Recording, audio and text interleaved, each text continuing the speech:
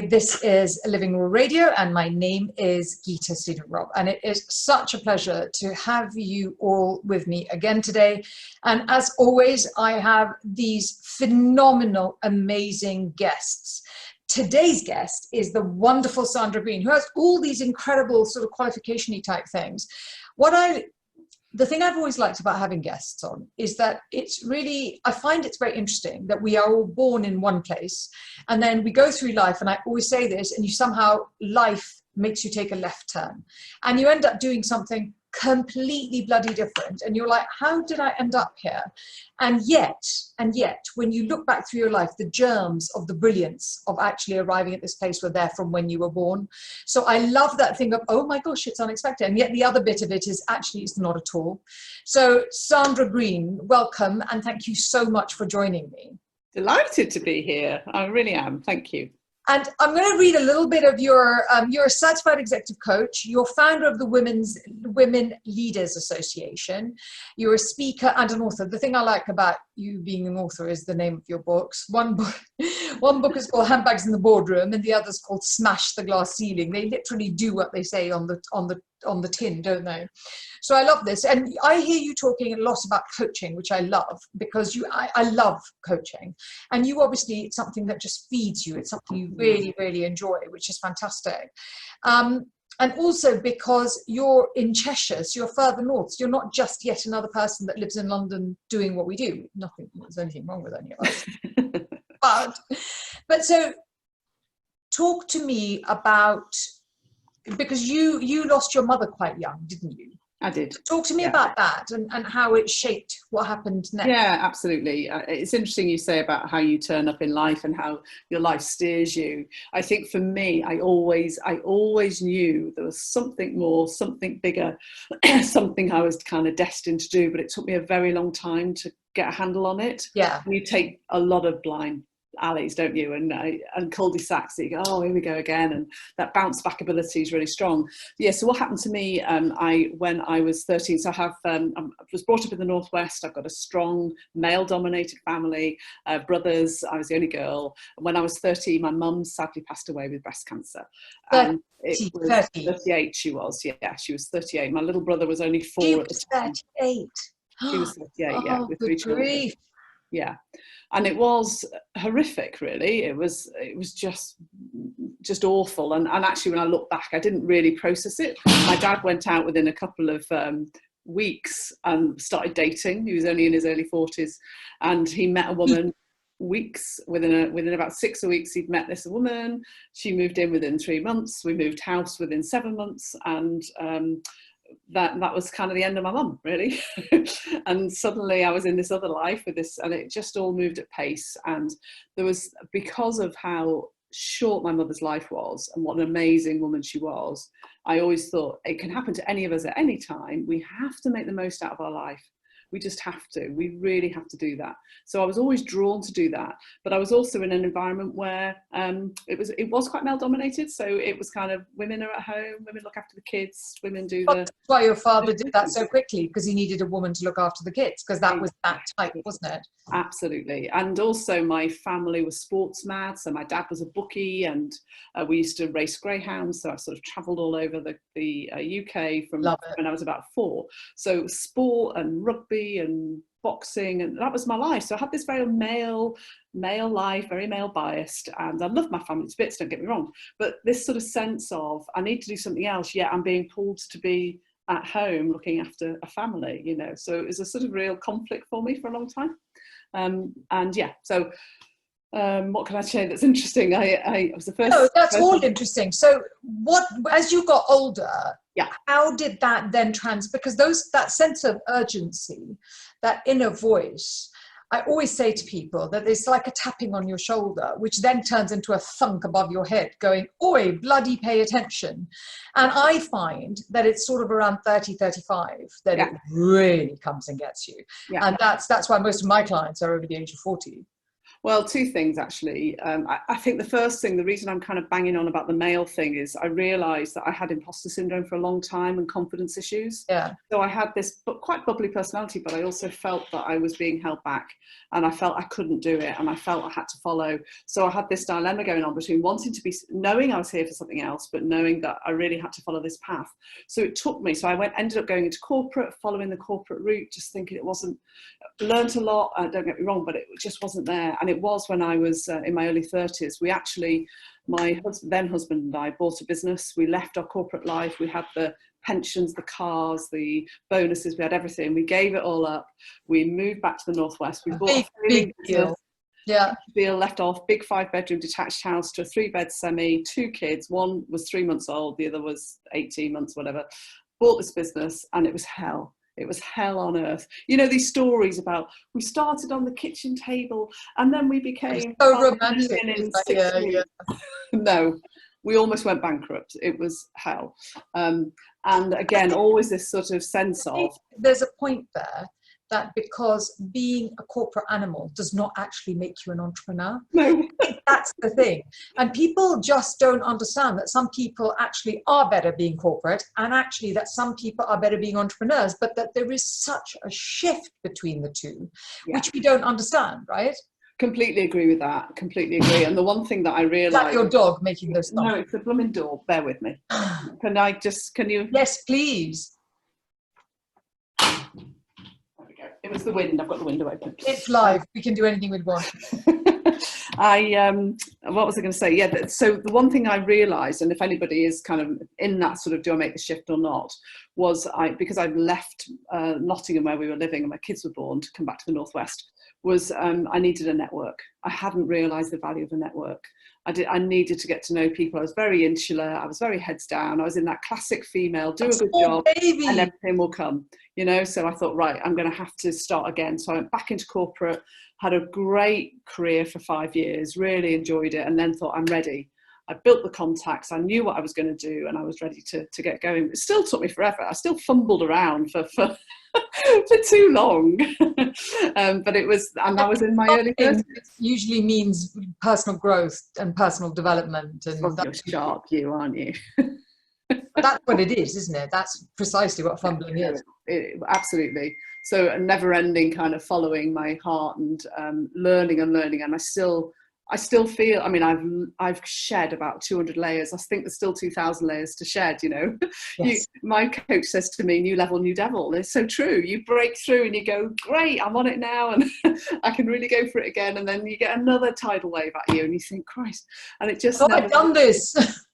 Yeah, exactly. But one thing through my corporate career was coaching. You said about that, because I think 2 things happen. 1, that sense of life is too short, and 2, happiness is incredibly important to me. Yes. Really important to me that we have good energy and we are happy in life. And combining that ability to be with people. I love people. I'm curious about people. I'm fascinated by people's lives and what they've done. Fascinated about how they break through and how they bounce back and how they have the vision and make it happen. I love all of that. And I love helping people get there. I would do it for free if I could. Well, I do, you know, but in the sense that that was always part of my calling, I realised. And when it got a name, coaching, I realised, I thought, wow, I can do this properly. So that's what I did. And then I was certified back in 2010, which changed my life. How did you choose your certification? Like what? Great question. Yeah, because I sat with that for ages, thinking, who am I going to work with? Because that connection is right. And yeah. I searched and I asked friends, and I searched and I had friends, and eventually I came across this guy literally on the internet who said, "Call me. Here's my number." I'm like, okay, this looks a bit dodgy. Anyway, I picked up the phone. Amazing guy, dead down to earth, really brilliant. He was one of ex-Deloitte, ex-Accenture, one of those. Can't remember which one he worked for in America. He wasn't into on-the-couch therapy, which I'm not. He was into practical results that made a difference. Yeah, hallelujah. Oh my God. So introduced me to this kind of structured way of doing things. So as a leader, whether you've got to influence your stakeholders, whether you've got to do a big change program, whether you've got to sort the strategy out, whether you've got to do the engagement, whether you've got to build relationships and influence, communicate, whatever, 30 different toolkits. We could measure, we could guide, we could focus, we could change behavior. Changed my life as a coach, can't tell you. just made, yeah, it So was it the took your best. natural intuitive abilities and gave it an infrastructure within which to live. Exactly that. Wow, Exactly that's that. fantastic. Yeah.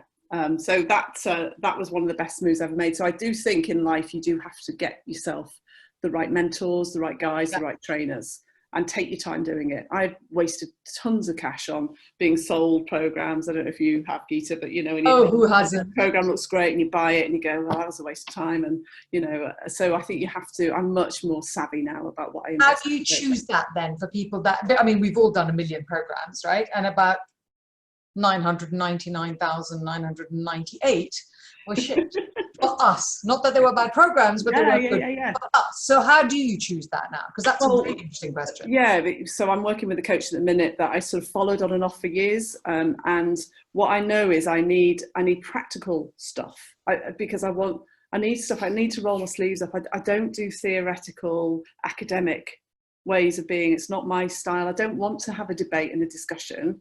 I want to make action. I want to take things forward. I want to create things. So I need the structure to do that. So I need the guidance with things that have worked, which my current coach has and Andrew had as well. And I also want the community. I think you have to have a community. So I'm in a group of entrepreneurs who some are at my level, some are way ahead of me. And it's brilliant because they pull you along and they inspire you. So to have that guidance and that, again, very real issues in terms of where you're at and not a theoretical thing. So practical, good results, track record. And I quite like people. Andrew wasn't actually, but I do like people who've got a spiritual connection. That's I know, I find that. I find it actually, I look for it more and more until now it's sort of like it's now just a no-brainer. It's like I won't move forward without that actually. I'd agree with that. There's got to be not only that they are spiritual, if you like, or they're connected, but I can connect to them as well.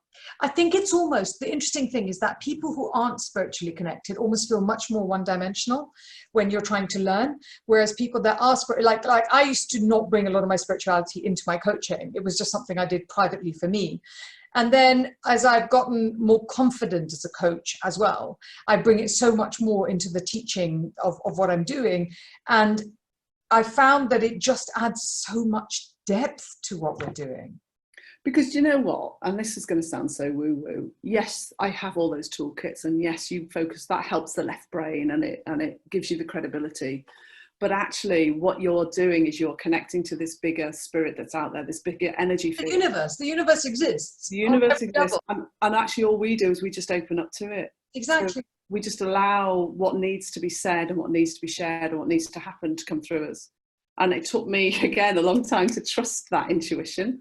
But it's so on it. Every decision I make is based on what my intuition is saying. In fact, for the last 2 years, I've had my 2 years of saying yes to life, because life is about. Tell me about that. Yes Man. You've seen the Yes Man with. In fact, I didn't actually see it. No, but yeah, I know it. There was I used to get, or a member of my family used to get the Reader's Digest. You know them little. Oh, I love the Reader's Digest. I grew up in Malawi in Africa, and those things were my gateway to the world. They would come in every week. Yeah, and I read this article about a guy like 20 years back.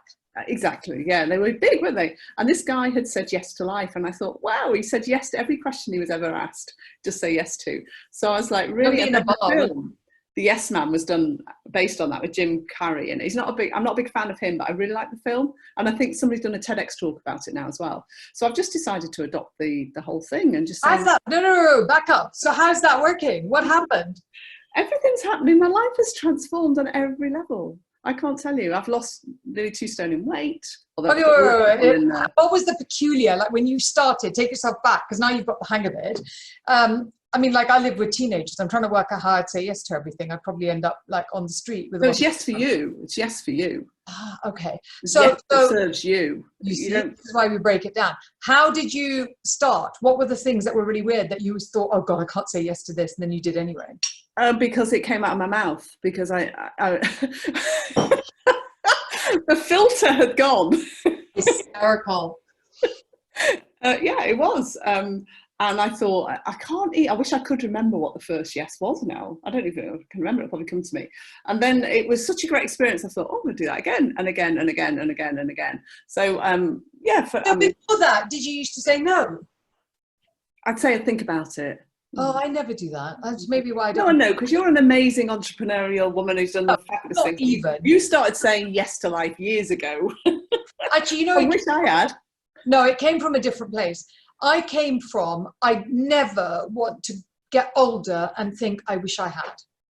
That's where mine came from. Because somebody said to me, what would you do different if you went back? And I really took me aback, that question, because I was like, I don't think I would. Everything that I've done, I did because I wanted to do it at the time, including the really stupid shit, because frankly, I chose those too.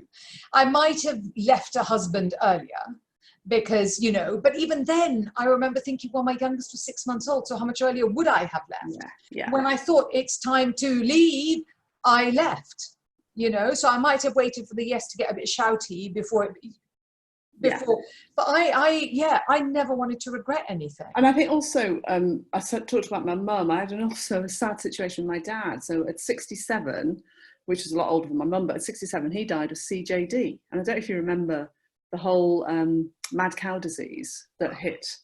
Yes. He didn't have that version. He had what's called new variant CJD. And he was like a boxer. I told you about him. Boxer, super fit. He was into everything. He's the biggest character on the land.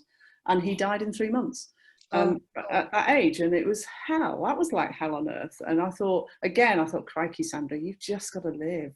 Do not get stuck. I think that.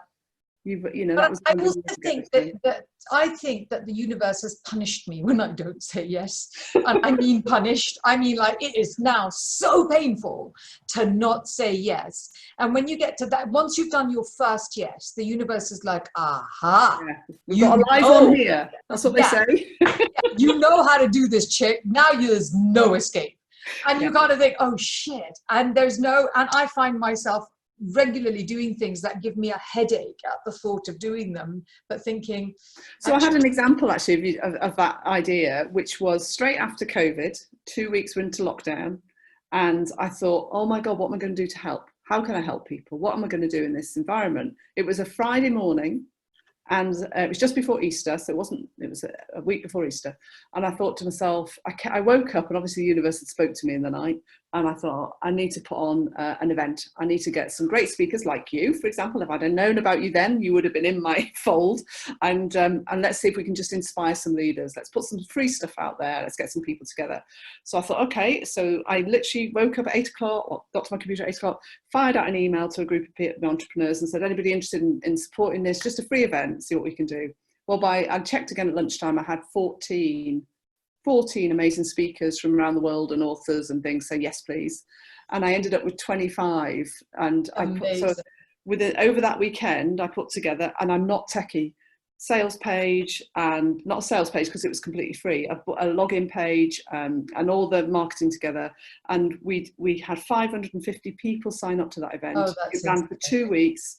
We did 3 interviews a day. We gave away all sorts. There were podcasts and coaching sessions and articles, and it was one of the most amazing things I've ever done, seriously. Oh my God. And that's how I heard about you. Yeah, that's how I heard about you, through one of your speakers.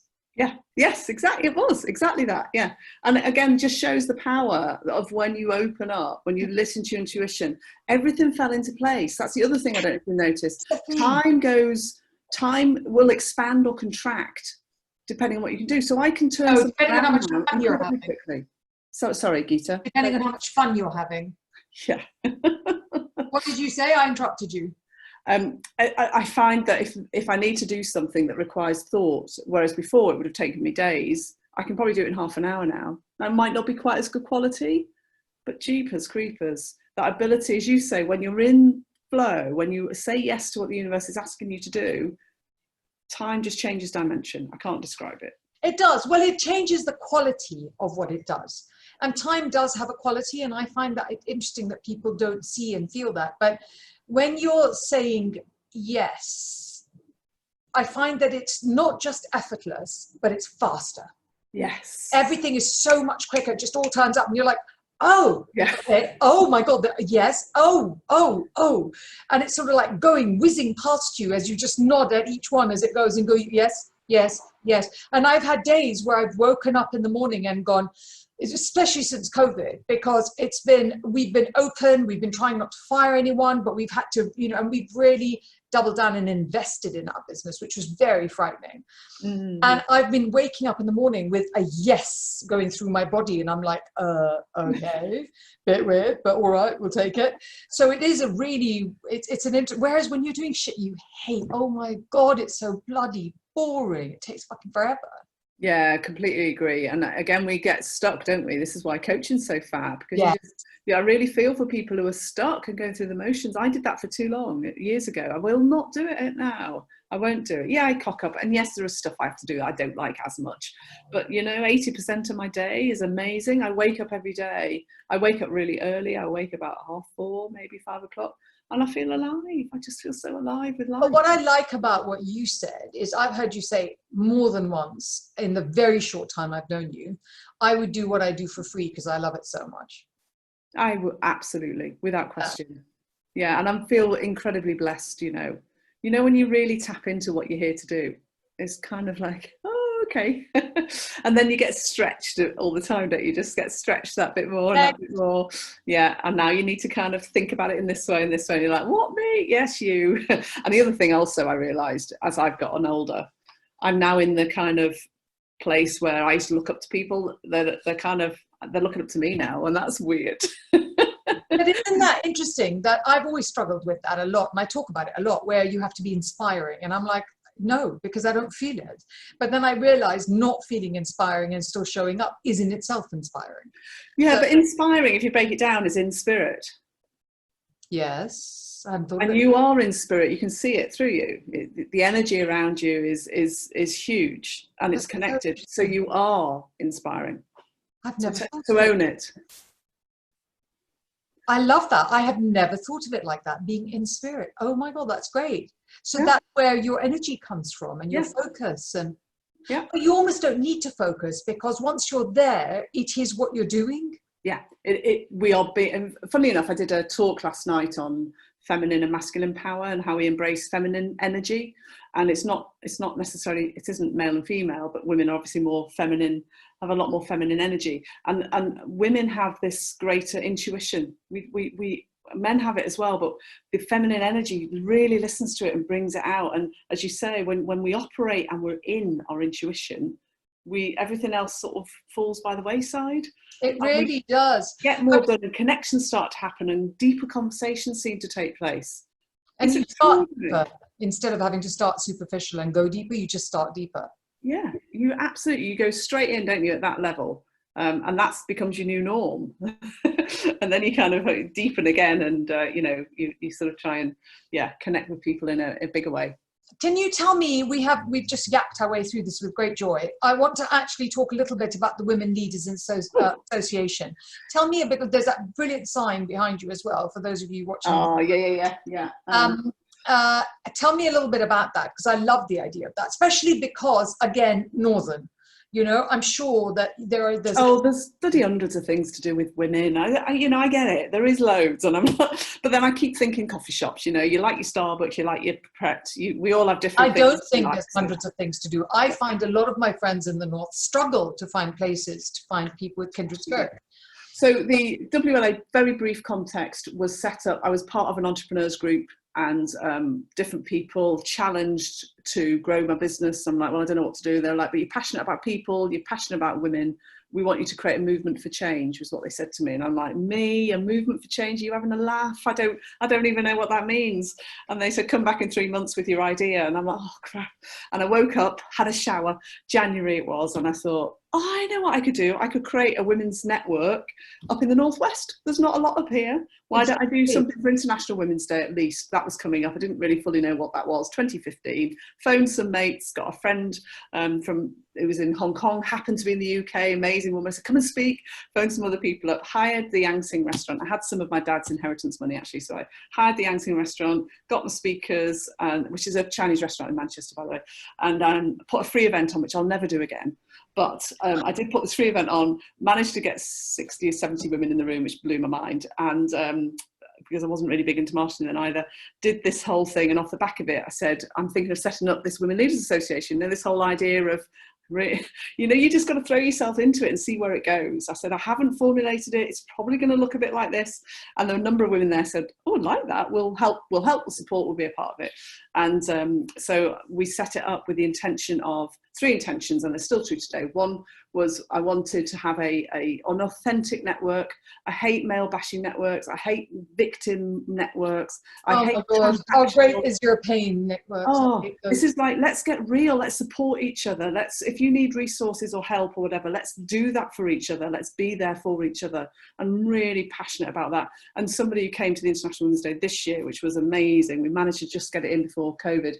He said to me, you're like a family. He said, I've never been to a network like yours. So you just got that's so amazing energy. I was like, wow, thank you. And another guy last year said to me, he runs his own business. He said, I've had an epiphany being here today. I said, what's you? Epiphany? What do you mean? He said, I get it. I really get what is going on and the difference for how it is for a woman showing up versus a man. I said, well, that means the world to me, actually, that you've said that, because we need more people like you. So anyway, that was the first reason. The second reason was because of my background in leadership development. How do we develop the authenticity of women so they don't turn up like men? How do we give them the courage, the bravery? How do we have those strategies up our sleeves so we don't just think this way, we're thinking this way, and we're embracing and connecting and bringing that feminine energy out? So that was the second one. And the third one, I think a lot of women in particular want to give back. We love helping most women love helping other women. Well, the ones we know that don't last around very long. They don't, do they? No, so, they leave. How do we mentor? What could we do to do that? So they were the principles, and they're still true today, but we've changed and morphed a lot, actually. But we just, the community for me is the main thing. I mean, we do lots of content, and we do events, and we do our conference once a year, and we've got a brilliant online platform, etc., etc. We've got all that. But it's the way these women are with each other. And they keep saying, I don't know how you do it, Sandra. How do you do it? How do you still keep getting such nice women? So, because I only have nice women in my club. I don't want any, Exactly. But I mean, it becomes your vibe after a while, doesn't it? Your frequency, if it is there, will attract everything at that level of frequency. Yeah, completely. So I'm so happy. So for women in Northern England, Britain, so it is predominantly, so we're now called thewla.com. The has to have the because wla.com had gone. So thewla.com. And our events, I have got some corporate clients who are in the program, because actually if you're a corporate and you don't want to have all your own infrastructure, because lots of companies do have their own infrastructure, but if you haven't, kind of put them over here, because we can help, whether your succession pipeline wants to get to middle management, senior management, the boardroom, or even beyond. We've got programs to help. So leadership development. Yeah, a whole leadership development piece, and you mix with different women of different sectors. So we have, because of the corporates having women across the UK, we have run some of our events in London. So, but predominantly we're Northwest. But also with what's realised in the last 6 months, of course, we've gone online. So my intention will be to probably run our conference still in the Northwest, and probably do an event in London in September, October. So just keep it that, and the rest will be online. So we get a bit of touch point, and then wherever you are, even if you're in Europe, you can tune in and log in and be a part of what we do.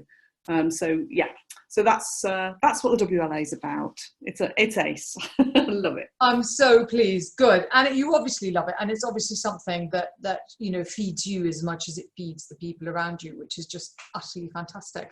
What's in the future? Oh God, what's in the future? Loads. I ran my first retreat last year. In the most amazing venue for exec level women, and it was amazing. And how long was it? It was 2 days, 2 nights, 2 days, and I want to do a lot more of them. I've got loads of beautiful places. On your retreat, and I want to do them. To do a retreat, and I never quite get that. Well, what did we do? We did it for me, because it was the first time we got together. So it was kind of, there was a whole bit about self-discovery. So we did, sharing about who we were as leaders, how we're showing up. We did a fire ceremony where we were getting rid of some gunk. We did some belief change. We did some legacy planning. So there's pieces around what actually is your legacy going to be, and how are you going to make that happen, and how is this group going to support you to do that. So there was lots of kind of going off individually, doing some paired work. We did some group discussions. We were doing drawings. We were doing writings. We were doing everything. That's really intense running that for 2 days, actually, as well. It was incredibly intense, and it was incredibly uplifting.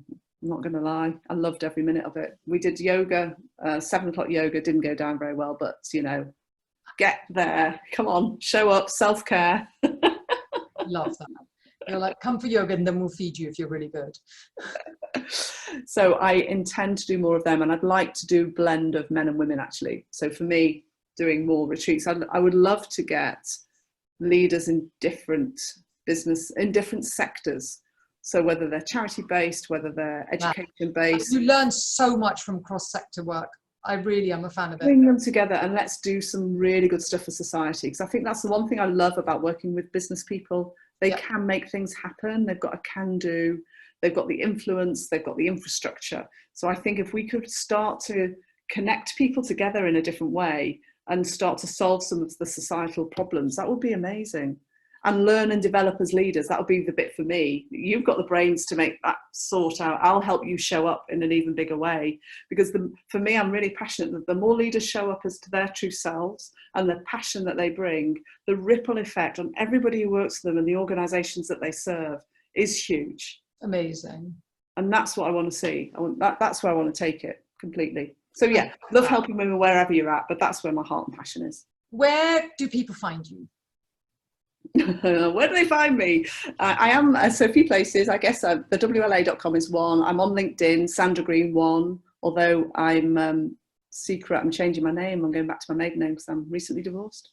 So I'm in that kind of whole, oh no, what do I do? Because everyone knows me as Sandra Green. Yeah, you know. So anyway, Sandra Green 1 at the moment on LinkedIn. I've just started an Instagram account, which is WLA Women. I'm on Twitter. Don't use Twitter very much actually, but I am on Twitter.